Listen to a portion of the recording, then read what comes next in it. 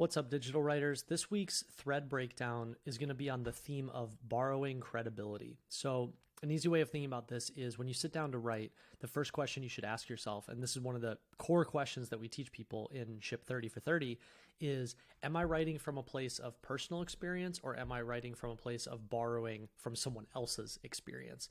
And for example, depending on what topic you want to write about, either you're speaking from a place of, I have experienced this, I used to work in this industry, so I know a lot about it, or I currently work in this industry, so I know a lot about it. Or an extreme example would be, why should you trust my opinion on TV shows? I've watched over 10,000 hours of TV shows on Netflix, right? You're speaking from personal credibility. The other side of the barbell is borrowing credibility. So this is usually when you're learning about something, you are pulling not from your own experience, but from someone else's experience. And you can see people like Ryan Holiday does this with Stoicism, right? It's not really what he thinks about Stoicism necessarily. He's starting from a place of, here's what Marcus Aurelius said about Stoicism, and here's what I also think about it, right? Or Tim Ferriss doing this. It's not his insights necessarily, it's the insights of the people he interviews on his podcasts. So a lot of people have built really successful careers over not their own experiences and knowledge, but curating and borrowing other people's experiences and knowledge. And that's what's called borrowing credibility. So a really easy example here is Dickie wrote this thread 2021, so 2 years ago at this point. And you can see, like, right out the gate, this is not personal credibility, this is borrowed credibility. So one of the most legendary marketers of all time, David Ogilvy. So this is not Dickie's perspectives on copywriting. This is David Ogilvy's perspectives on copywriting, and Dickie is curating. That means borrowing Ogilvy's credibility, right? And then you go into it. In 1982, David wrote an internal memo to the employees of his advertising agency titled How to Write. Again, this is not Dickie saying how to write. This is Dickie curating how David Ogilvy said to write. And in just 10 bullets, put together a masterclass in effective writing. Here's a breakdown of each one. And at the time, Dickie was just getting started on Twitter. And it's a really great example of, if you are learning about something, so he's learning about writing and copywriting, you might not be an expert in that yet, or you might not feel like you're an expert yet. So the easiest thing that you can do is go find someone who is an expert and borrow their credibility to crystallize the things that you're learning. I wanted to point out this example at the beginning of this breakdown because this is the easiest way of executing borrowed credibility. However, there are some other ways that you can borrow credibility to hop on trending topics or to just write about things that might not necessarily be your perspective or only your perspective. You can do a lot of curation in there as well. So for example, this was in, the end of 2022. If you were on Twitter at the time or just sort of paying attention, this is right after Elon bought Twitter. And one of the first things he did is he fired a ton of the middle management. And it was a really controversial thing at the time. It was a trending topic. A lot of publications were writing about it. A lot of other tech companies were talking about it. And because it was a trending topic, what Dickie did is he wrote this sort of a mini commentary thread. It's not as linear as a normal thread would be.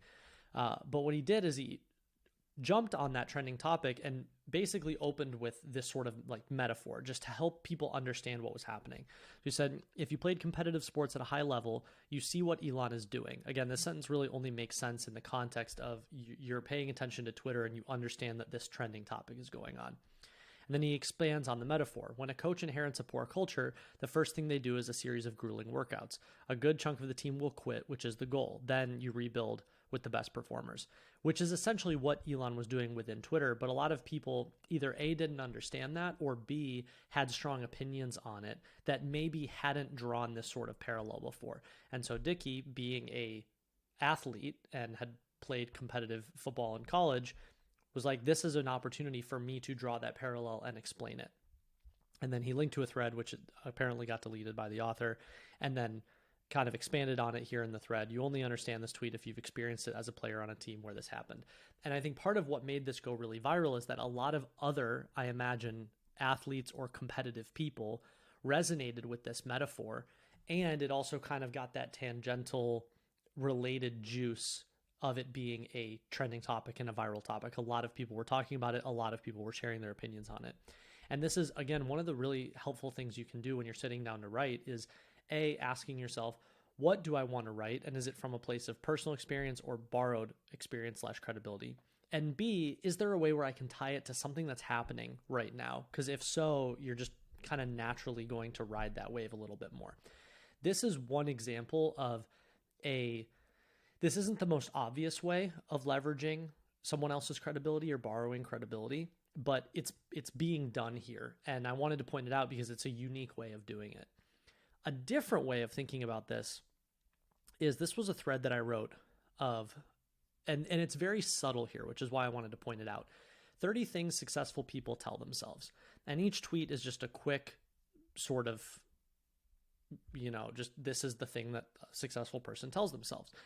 And a lot of these things, they're things that I knew. Like, I guess you could say that this is I'm writing from personal experience, but the reality is a lot of these things were also things that I had learned from mentors, or I had seen other successful people on Twitter writing about. And because none of these are super specific, like if you're taking someone else's framework or someone else's languaging or someone else's packaging of an idea, it's respectful and best practice that you should credit that person or say like where you got it from, but things that are sort of more vague and open-ended like this, you could think of this as a curation thread. And a really easy, if you wanted to go write a 30 things successful people tell themselves thread, a really easy thing to do would be to just think, what would I write here? And then what are all the things that other people write here? And this is, again, because it's so short form, there's not like much to credit, like who would you credit with mastery over my craft as the highest accolade? It's like, that's sort of a combination of what tons of people say about the topic and what I say about the topic. There's not, again, where you should think about crediting people is when you're referencing specific frameworks, specific languaging, specific packaging of an idea. And so this is another very subtle way of like borrowing, but you're not borrowing credibility from anyone in particular. You're sort of think of it as borrowing from the hive mind of all of the things that are floating around on that subject, is a different way of thinking about it. And then third, this is the more linear one, and you see this on Twitter all the time, is you're literally borrowing someone's specific idea. And again, it's like, okay, that's someone's framework. I'm crediting who the framework is coming from. Someone's languaging, I'm crediting who I'm taking the languaging from. So this is a really easy hook to understand. A mental model everyone should know. Insert some sort of named framework. That's really key. Whenever you see something like this is the priority principle, or the Pareto principle, or the regret minimization framework, whenever you give something or an idea a name, it seems so much more like a thing, because things that are packaged have names. Whereas if you don't give it a name, it just feels like a floating, unfinished idea. And so whenever possible, you always either want to give something a name of your own, or you want to curate someone else's idea or framework and then use their name and use that the languaging for that idea. And then the credit is given here by saying, this is how Jeff Bezos used this model to decide to start Amazon. Right? And then you kind of go into the whole thread here. So if you want to look at something like this as a hook, like how would you steal this? You could literally keep the same first sentence, a mental model everyone should know, go find a different framework, put the name here, and then this is how, who's the person that you got it from, use this model to decide to start X, or decide to do Y, or use this model to accomplish X, Y, Z. These are just really, again, every time that you see a thread or any sort of hook that goes viral, it's worth pausing and asking yourself, how could I deconstruct this and then turn this into a hook for myself?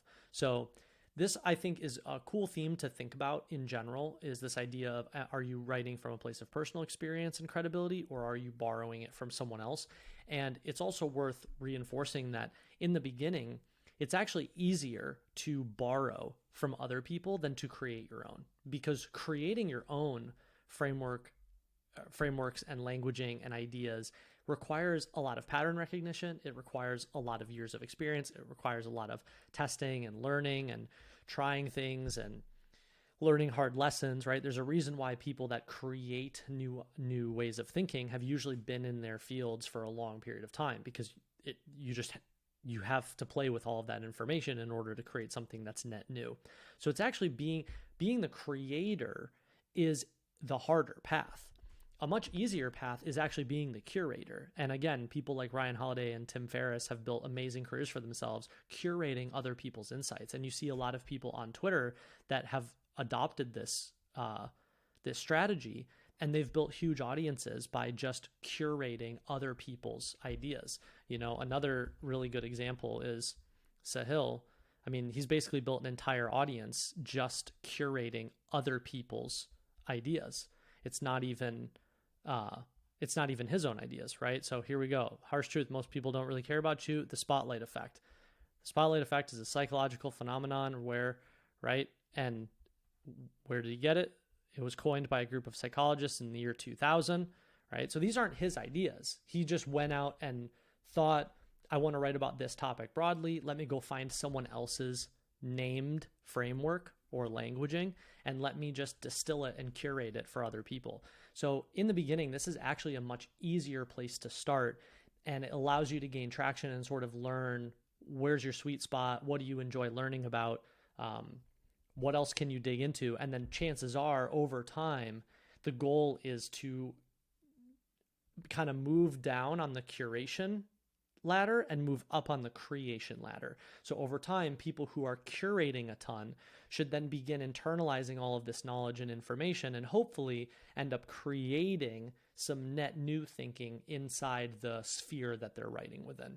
So I always like pointing that out, because especially if you're stuck in the beginning, I always nudge people to say, don't worry about creating net new things as much as learning and distilling what you're learning by borrowing other people's credibility and curating them, which is only going to accelerate your learning, which is only going to crystallize the things you're learning, which is only going to make it easier for you to eventually create net new ideas.